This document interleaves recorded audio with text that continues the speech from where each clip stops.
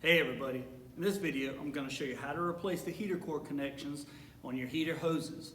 I've already checked this Silverado, did a pressure test on it, found that the heater hose connection is actually leaking, so let's go ahead and do that now. So here are two heater core hoses and connections. Before we start, one thing that we need to talk about is safety. You want to make sure that you're doing this job when it's cold. Not when it's cold outside, but when the vehicle's temperature is cold. You can tell that by touching the hoses and seeing if they're hot. Make sure you're careful. And squeezing the main hose to see if it's got pressure. If it doesn't have very much pressure, slowly open the cap if the vehicle's been running. Make sure you bleed the pressure off before opening it. You want to make sure you do that because you don't want to hurt yourself. There's no reason to get hurt while working on a vehicle. Next thing is you are going to need a special tool set. This is a disconnect set. It's very inexpensive. You can pick up this set for about 10 bucks. They have them at Harbor Freight. I'll post a link in the description where you can get them off of Amazon. But they're very inexpensive and they'll last for a long time. So we're going to take the right size, which I believe this one is a 3/4 disconnected at the back, and go ahead and move forward. Just make sure when you're pulling it off, again, for safety reasons, if the vehicle's been running at all, make sure when you pull it off slowly so it don't splash in your face. I know I'm going to be in the way a little bit. I'm trying to figure out a way so that y'all can see how I'm going to do this without blocking the whole angle. So I'm going to take it. It has an opening on this side, so we're going to go ahead behind the back of it, put it on the hose or the metal pipe of the heater core. We're going to take the hose and push it forward towards the back of the truck and then pull the disconnect tool inside of it.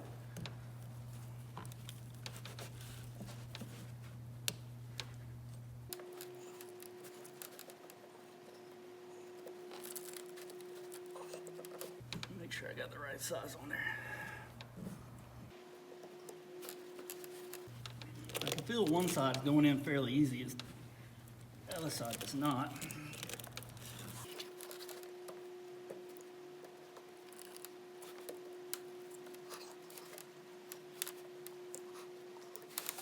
All right, so actually I was using the wrong size. I was using the 3/4. It's actually a 5/8. Well, and that just taught me something. I thought when I picked up the part it said 3/4, but it's 5/8. So we're going to take the 5/8 special tool, put on the back,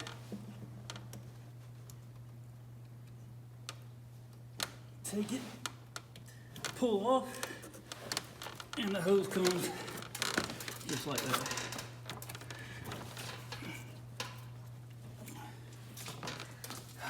Let that drain a little bit. All right, so once I went and tried to pull that up, this is how brittle it was. The plastic piece broke off of the hose while I was pulling it, but again, that's where it was leaking from, so I would expect that. Now you have your heater core pipe back here and your heater hose. So what we're gonna do is we're gonna have to cut this little section right here off using a razor. Take that part off. All right, so I got a new razor blade just in case I cut my finger off. It'll be with the new blade. I don't have to worry about that much bacteria. We're just going to go in here and cut the end of this metal off.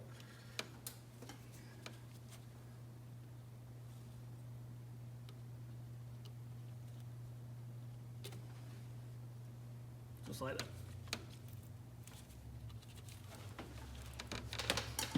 And since we are doing both sides, let's go ahead and take the other side all the way loose. Should be easy since got the right size this time. But that's the story of my life. If it can be hard, it will be. Felt like that's what she said joke in there. Yep. All right.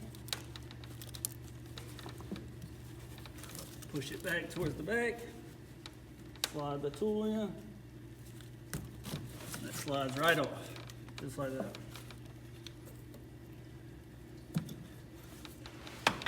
Take our special tool out so we can use it for another day. All right, let's go ahead and cut this one. The out goes on the left side, the in goes on the right side. Let's remember that. Take our hose, our razor, use a knife, a pair of hose cutters, whatever you like.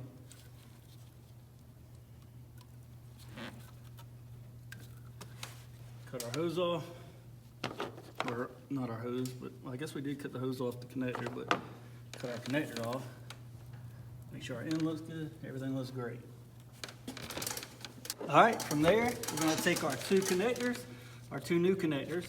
We're gonna go ahead and get some hose clamps. Gonna put our hose clamps on the hoses, and then go ahead and put our connectors in. Now, a lot of people will put those on and then hook up the hose connectors, or hose clamps once they're on. Personally, I like to go ahead and do it on the outside because it's a whole lot easier to get to.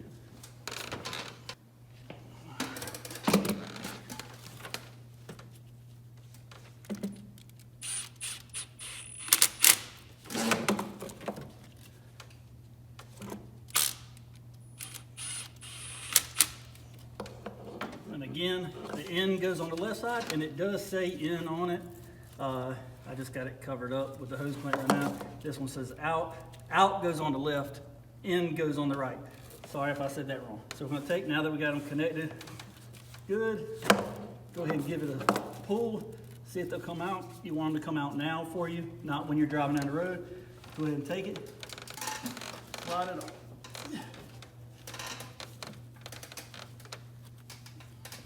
Actually, I'm gonna take and spray some stuff in there real quick, because there is an O-ring seal right there. Good one,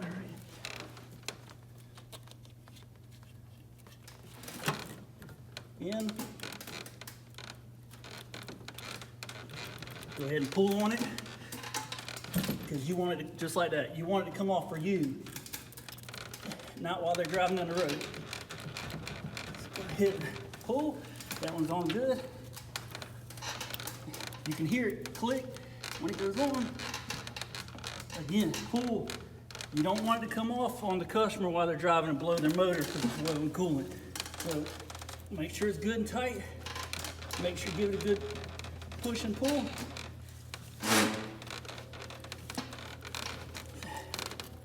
Everything feels good. Now you want to go ahead and top the system off with coolant. I have a vac fill system that I'm going to use. I'm not going to make y'all sit through that, but we're going to go ahead and vac fill it. And you're done. The good thing about a vac fill system, they're inexpensive, especially if you use them a lot, and I don't have to pressure test the system again because I know that it held vacuum, so it's going to hold pressure.